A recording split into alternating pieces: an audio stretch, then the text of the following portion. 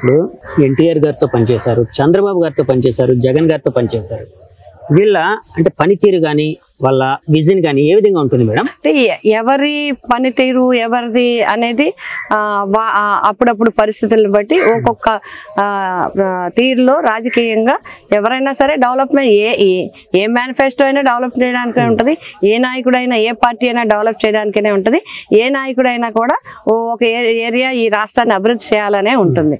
అయితే జగన్ గారికి అందరికీ పోలిక ఏంటంటే జగన్ గారు ప్రో పీపుల్, ప్రో పూర్, అంతేకాకుండా డెవలప్మెంట్ ఒకవైపుని ఇప్పుడు హార్బర్స్ కానీ ఎయిర్పోర్ట్స్ కానీ లేకపోతే ఇతర ప్రాజెక్టులు కానీ ఎస్సీజెడ్ డెవలప్మెంట్ కానీ ఇవన్నిటిని కృషి చేస్తూనే పేద ప్రజలకు ఒక నమ్మకం విశ్వాసం కల్పించారు. ఇది ఇప్పుడు వరకు జరగలేదు. ఎందుకు అని చెప్తున్నానంటే ఏవేవో కమిటీల వల్ల స్థానికంగా ఒక వేరు వేరు కమిటీలు, జన్మభూమి కమిటీలు కావచ్చు లేదా ఇంకొక కమిటీలు కావచ్చు, కమిటీల ద్వారా పేదల యొక్క సంక్షేమ భవిష్యత్తుని వారి చేతిలో పెట్టడం జరిగింది. బట్ ఎప్పుడు ఎవరు చేయని విధంగా బిఆర్ అంబేద్కర్ గారు చెప్పినట్టుగా, బాబా ఫూలే చెప్పినట్టుగా పేద ప్రజల జీవితాన్ని వేరే వేరే విధంగా పెట్టకుండా డైరెక్ట్గా ఏ ప్రభుత్వం అయితే వాళ్ళకి న్యాయం చేస్తుందో అదే నిజమైన ప్రభుత్వం అని వాళ్ళు చెప్పడం జరిగింది, పుస్తకాల్లో రాసి ఉన్నది. ఆ విధంగా జగన్మోహన్ రెడ్డి గారు ఒక వాలంటీర్ వ్యవస్థను తీసుకొచ్చారు, ఒక సెక్రటరియట్ వ్యవస్థను తీసుకొచ్చారు. దాని ద్వారా లంచం లేకుండా పార్టీలకు అతీతంగా ఈరోజు పార్టీ ఇంటి మీద ఏ జెండా ఉన్నా కూడా పథకం వెళ్ళింది. గతంలో అలా ఉండేది కాదు, ఎంచేవారు. పార్టీలు ఎవరు, మాకు ఓట్లు వేసేవాళ్ళు ఎవరు, మా వర్గం ఎవరు, మా గ్రూప్ ఎవరు అని ఎంచి పథకాలు ఇచ్చేవారు. ఈ ప్రభుత్వం ఎంచకుండా నిస్వార్థంగా అర్హతే ప్రాధాన్యంగా పథకాలు ఇచ్చేది. పేదవాడికి ఈరోజు భరోసా. జగనన్న ఇచ్చిన వాలంటీర్ ఉన్నాడు, నాకు ఏ కష్టం వచ్చినా వాలంటీర్ ద్వారా ప్రభుత్వానికి అందుతుంది, నాకు న్యాయం జరుగుతుందని చెప్పి నిజమైన for the people by the people to the people కి పూర్తి అర్థం ఎవరంటే జగన్మోహన్ రెడ్డి గారు ప్రభుత్వం. మేడం ఇప్పుడు 2019లో మీరు 19 ముందు వరకు తెలుగుదేశంలో ఉన్నారు. అంటే ప్రజారాజ్యం నుంచి మళ్ళీ తెలుగుదేశంకి వచ్చారు, తెలుగుదేశం నుంచి ప్రజారాజ్యంకి వచ్చారు. సరే, తర్వాత మళ్ళీ వైసీపీకి వచ్చారు. అంటే ఎందుకు మేడం వైసీపీలో అంటే మిమ్మల్ని బలంగా ఆకర్షించి అంటే ఇందులో చేరాలి అని అనిపించిన విషయాలు ఏమైనా ఉన్నాయండి? అంటే సాధారణంగా ఇక్కడ నేను 2000 ఇంచుమించుగా 84, 85 నుంచి నేను డిగ్రీ చదువుతున్న రోజుల్లో అప్పుడు ఎన్టీ రామారావు గారికి రాష్ట్రంలో దించేయటం ఈ కార్యక్రమాలు జరిగినప్పుడు మేము స్టూడెంట్స్గా రావటం జరిగింది. అది కూడా రాజకీయ పరంగా రాలేదు మేము. మా హస్బెండ్కి అప్పుడే నాకు ఇంటర్మీడియట్లో మ్యారేజ్ అవ్వడం, మా హస్బెండ్కి పొలిటికల్గా ఇష్టం, ఆయనకి ఇష్టం అవడంతో మేము ఎన్టీ రామారావు గారు అంటే ఒక సినిమా యాక్టర్, ఎన్టీ రామారావు గారు అంటే అందరికీ తెలిసిన వ్యక్తి. అయ్యో ఎన్టీ రామారావు గారిని దించేశారనే దాని మీద మేము కాలేజీ నుంచి స్టూడెంట్స్ అందరూ కొవ్వొత్తుల ర్యాలీలు, రోడ్డు మీద నిరసనలు, పోలీస్ స్టేషన్ దగ్గర కూర్చోవటం ఇవన్నీ చేయటంతో ఆటోమేటిక్గా గుర్తింపు వచ్చింది. నాకు గుర్తింపు వచ్చి ఒక స్టూడెంట్ బాగా చేస్తున్నారు, ఒక ఉమెన్, అప్పుడు ఉమెన్ బాగా తక్కువ మందిలో బాగా చేస్తున్నారని చెప్పి నాకు పార్టీ పదవులు ఇవ్వటం, అట్లా వచ్చింది పొలిటికల్ లైఫ్. అలాగ వచ్చిన దానికి ఇంతవరకు రావటం జరిగింది. తర్వాత 2008లో మళ్ళీ చిరంజీవి గారు పార్టీ పెట్టడం, మా జిల్లాలో ఉండే నాయకులు, మా వెస్ట్ గోదావరి, ఈస్ట్ గోదావరి, విశాఖపట్నం ఈ అందరు నాయకులు సమైక్యంగా మాట్లాడి ఒకరికి వెళ్దామని ఉన్నా లేకపోయినా అందరం కలిసికట్టుగా వెళ్ళాలని ఒక నిర్ణయం తీసుకోవడం, చిరంజీవి గారికి మద్దతు ఇవ్వాలని స్థానికంగా అందరూ చెప్పడం. కాబట్టి స్థానిక పరిస్థితులను బట్టి మేము కూడా అందులో జాయిన్ అవ్వడం జరిగింది. బట్ వారి అదృష్టం, చిరంజీవి గారు అప్పుడు నాకు సీట్ ఇవ్వడం జరిగింది, అది కూడా పిఠాపురం ఇవ్వడం జరిగింది. పిఠాపురం ఇచ్చిన తర్వాత నెగ్గిన 18 మందిలో పిఠాపురం ప్రజలు నన్ను గౌరవించి నన్ను కూడా ప్రజారాజ్యం తరఫున నన్ను నెగ్గించారు. తర్వాత నెగ్గించిన తర్వాత మనకి 2009లో నెగ్గిన తర్వాత 12 వరకు మేము ప్రజారాజ్యంలో కొనసాగాం. 12 తర్వాత మళ్ళీ కాంగ్రెస్లోకి కలిసిపోవడం జరిగింది. 14 వరకు నేను నియోజకవర్గానికి చేయవలసిన అన్నీ కూడా అప్పటి ముఖ్యమంత్రులు, అప్పుడు మంత్రుల ద్వారా నేను తీసుకురావటం, నియోజకవర్గాన్ని హైలైట్ చేయటం, నియోజకవర్గ సమస్యల్ని పరిష్కరించడానికి కృషి చేయటం జరిగింది. తర్వాత సమైక్యాంధ్ర వల్ల రాష్ట్రం విడిపోవటం జరిగింది. రాష్ట్రం విడిపోయిన తర్వాత చాలా మంది చాలా అపోహలు చెప్తున్నారు, అన్ని చెప్పినా కూడా నేను ఒకటే ప్రకటన చేయడం జరిగింది. నేను గ్రామ స్థాయి నుంచి ఢిల్లీ స్థాయి వరకు చాలా పోరాటం చేస్తాను, సమైక్యంగానే ఉండాలి రాష్ట్రం అని. కాబట్టి నేను చాలా హట్ అయి ఉన్నాను. కాబట్టి మళ్ళీ ఏదో పార్టీలోకి వెళ్ళి మళ్ళీ అప్పుడు కాంగ్రెస్ లేదు కాబట్టి మేము కాంగ్రెస్తోనే ఉన్నాం. కాంగ్రెస్ లేదు, నేను టీడీపీలో కూడా స్టేట్ వైస్ ప్రెసిడెంట్ చేయడం జరిగింది. అట్లాగే కాంగ్రెస్లో కూడా PCC వైస్ ప్రెసిడెంట్ కూడా చేయడం జరిగింది. జరిగింది. అంటే ఇవన్నీ చేసిన తర్వాత మళ్ళీ ఏదో పార్టీకి వెళ్ళి మళ్ళీ ఉండడం కన్నా ఈ 5 సంవత్సరాలు రాజకీయాలకి దూరంగా ఉండాలి. బట్ కాన్స్టిట్యున్సీ ప్రజలకి కానీ కాన్స్టిట్యున్సీలో పిలిస్తే మంచి కారానికి పిలకపోయినా చెడ్డ కార్యక్రమానికి అన్నట్టుగా ఎవరికి ఏ కష్టం వచ్చినా కూడా వారికి వెన్నంటి ఉన్నాం, వారితోనే ఉన్నాం.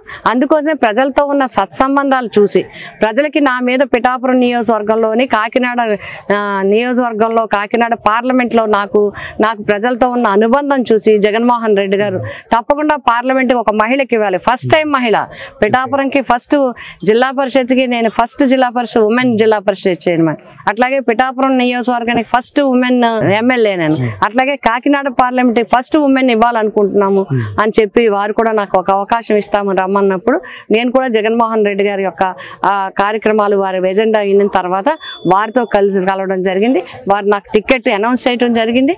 ప్రజలందరూ కూడా కాకినాడ పార్లమెంట్ నియోజకవర్గ ప్రజలందరూ నన్ను గెలిపించడం జరిగింది. పార్లమెంట్ నియోజకవర్గంలో కూడా అత్యంత ప్రతిష్టాత్మకమైనది మాకు పిఠాపురానికి సంబంధించి SCZ రైతుల సమస్య సుప్రీంకోర్టులో సైతం ఎన్నో సంవత్సరాలు దగ్గర గత 12-13 సంవత్సరాలు పోరాడి సుప్రీంకోర్టులో కూడా ఓడిపోయి అలసిపోయిన వాళ్ళకి అన్యాయం చేసి వాళ్ళు మాయ మాటలు చెప్పి వాళ్ళ కమిటీలన్నింటినీ ముక్కలు చేసి వాళ్ళకి ఏమీ న్యాయం చేయకుండా వదిలేస్తే నేను పార్లమెంటు సభ్యురాలుగా పోటీ చేసే ముందు జగన్మోహన్ రెడ్డి గారిని మా నాయకుడిని ఒక్కటే అడగడం జరిగింది. SCZ రైతుల సమస్య మీద పరిష్కరించాలన్నప్పుడు తప్పకుండా ఒక హై లెవెల్ కమిటీ వేసి వాళ్ళకి మంచి పరిష్కార మార్గం చూపిద్దామని చెప్పి అనౌన్స్ చేశారు. అందుకు అనుగుణంగానే నేను పార్లమెంట్లోకి వెళ్ళాక మొట్టమొదటి ప్రసంగం కూడా నేను SCZ రైతుల గురించే మాట్లాడాను.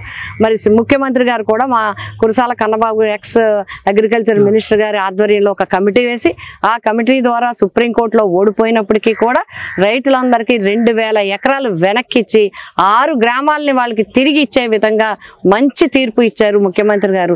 6 గ్రామాల ప్రజల జీవితాలకి వెలుగునిచ్చారు ముఖ్యమంత్రి జగన్మోహన్ రెడ్డి గారు. ఆ విధంగా ఒక మంచి విజయాన్ని మేము సాధించగలిగాం. కాబట్టి ఆ రోజు పార్లమెంటు సభ్యురాలుగా ఎన్నో అభివృద్ధి కార్యక్రమాలు చేయగలిగాం. మళ్ళీ ఇప్పుడు పిఠాపురం నియోజకవర్గ ప్రజలతో నాకున్న అనుబంధాన్ని మరి గుర్తించి ఎమ్మెల్యే మన ముఖ్యమంత్రి గారు ఒక మహిళకి మళ్ళీ అవకాశం ఇవ్వాలని నాకు ఈ పిఠాపురం నియోజకవర్గం నిజంగా నా పూర్వజన్మ సుకృతం, నా అదృష్టంగా నేను భావిస్తున్నాను. మేడం, పిఠాపురం అనగానే అంటే ఈస్ట్ గోదావరి అనగానే కాపు ఓట్లు అనేవి కీలకం. ఏ అభ్యర్థి గెలవాలన్నా అందరూ ఒక అభ్యర్థి గెలవాలంటే అందరూ ఓటేయాల్సిందే, కానీ కాపు ఓట్లు కీలకం. సో అంటే బయట వినిపిస్తుంది ఏంటంటే పవన్ కళ్యాణ్ గారు రకరకాల ఫ్యాక్టరీస్ ఇవన్నీ చూసే పిఠాపురం ఎంచుకున్నారు అంటే ఇవన్నీ ఉన్నాయన్న దాంతోనే. అలాగే మీ అధినేత కూడా మీరు కూడా బలమైన కాపు నాయకులుగా ఉన్నారు, సీనియర్ పార్లమెంటేరియన్ గా ఉన్నారు కాబట్టి మీకు అవకాశం ఇచ్చారు. సో ఈ కాపు ఓట్లు అనేవి ఏ విధంగా చీలే అవకాశం ఉంది? పవన్ కళ్యాణ్ గారికి ఎక్కువ వెళ్తాయని అనుకుంటున్నారా, లేకపోతే మీకు ఎక్కువ వస్తాయని అనుకుంటున్నారా? అంటే మొట్టమొదటిగా నేను ఇన్ని సంవత్సరాల రాజకీయ జీవితంలో నేను ఉన్నాను. ఎప్పుడు కులపరంగా ఓట్లు లెక్కించి మేము ఎప్పుడు వెళ్ళటం అనేది జరగలేదు. అయితే ఇవన్నీ లెక్కలు ఉండడం అనేది సహజమే, కానీ బట్ నన్ను అందరూ ఆదరిస్తారు. కాపులో వాళ్ళ ఇంటి బిడ్డగా నన్ను ఎంత ఆదిస్తారో వాళ్ళ ఆత్మీయురాలుగా మిగతా అన్ని క్యాస్ట్లు కూడా నాతో అనుబంధంగా ఉంటారు. నన్ను నిజంగా కూడా వాళ్ళ ఇంట్లోకి అంత ప్రేమతోని అంత ఆత్మీయతతోనే ఆహ్వానిస్తారు. అయితే ఒకటి ఏంటంటే ఇక్కడ SC BC ST మత్స్యకార చేనేత మొత్తం అన్ని వర్గాలు మిగతా అన్ని ఓసీల్లో ఉన్న అన్ని క్యాస్ట్లు బ్రాహ్మణులు కావచ్చు, వైశ్యాస్ కావచ్చు, ఇంకా రకరకాల బీసీల్లో ఉన్న వివిధ రకాల క్యాటర్స్ కావచ్చు, సెటిబల్జీ కావచ్చు, గౌడ్ కావచ్చు, అన్ని రకాల క్యాస్ట్లు ఉన్నాయి. అందరికి కూడా నేను అందుకే అందరికీ అభిమానురాలు కాబట్టి నేను ఆ రోజు ఎంపీగా ఎమ్మెల్యేగా నెగ్గగలిగాను. హోరాహోరీ పోటీ ఆ రోజు 3 మధ్య పోటీ ఉన్నప్పటికీ కూడా నేను విజయం సాధించగలిగాను. మళ్ళీ మొన్న ఎంపీలో కూడా ఇక్కడ నుంచి మెజార్టీ తెచ్చుకోగలిగాను, ఇక్కడ ప్రజల మద్దతు పొందగలిగాను. మళ్ళీ నాకు అన్ని వర్గాలు ఒక్క క్యాస్ట్ మీద బేస్ చేసి ముఖ్యమంత్రి గారు నాకు ఇవ్వలేదు. నేను సెలెక్ట్ చేసుకుని కూడా రాలేదు. ఇక్కడ ఎవరున్నారు ఏంటని కూడా సెలెక్ట్ చేసి రాలేదు. నేను పని చేశాను, నా పనితీరును ప్రజలు గుర్తించారు. నాకు తప్పకుండా ఇక్కడ మళ్ళీ సేవ చేసే అవకాశం వస్తుందని ముఖ్యమంత్రి గారు భావించారు, నేను భావించుకున్నాను. కాబట్టి నాకు ఇక్కడ సీట్ వచ్చింది.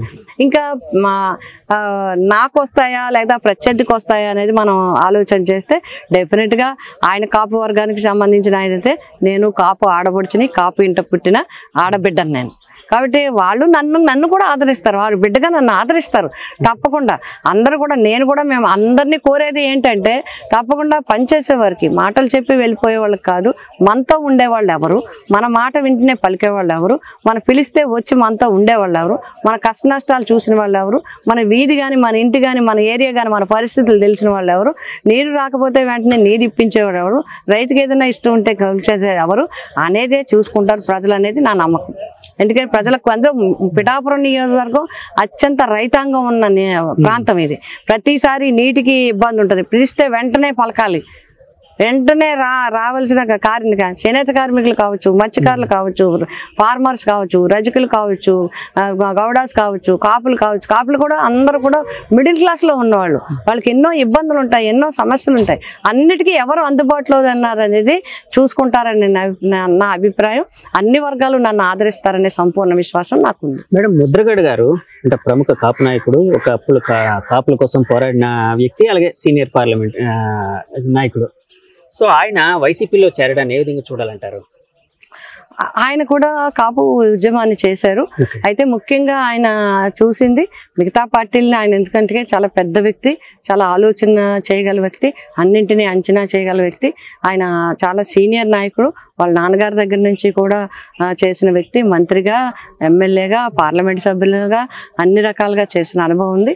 ముఖ్యంగా ముఖ్యమంత్రి గారు పేద వర్గాలకి చేస్తున్న విషయాలను చూసి, అందులో ఎవరైతే 45 సంవత్సరాల నుంచి 60 సంవత్సరాల్లో ఉన్నారు, ఓసీ వర్గాలకి సంబంధించిన వాళ్ళు కానీ, బీసీ వర్గాలకి సంబంధించిన వాళ్ళు కానీ, వాళ్ళందరికీ కూడా మహిళలకి 45 to 60 వాళ్ళందరికీ కూడా మహిళలకి ఆర్థికంగా ఆదుకోవటం అనేది ఆయన బాగా ఆకర్షించి ఉంటుందనేది నా విశ్వాసం. ఇప్పుడు ఆపరేషన్ లేకుండానే మోకాళ్లకు ప్లాస్మా ట్రీట్మెంట్, మీ ఆర్థోపెడిక్ సమస్యలన్నిటికీ రోబోటిక్ టెక్నాలజీ ద్వారా తక్కువ ఖర్చుతో శాశ్వత పరిష్కారం, ఫ్రీ కన్సల్టేషన్, ప్రతి ట్రీట్మెంట్ పై 20% డిస్కౌంట్. ఈ ఆఫర్ కొద్ది రోజులు మాత్రమే, త్వరపడండి. V9 Hospitals 9281 465 842.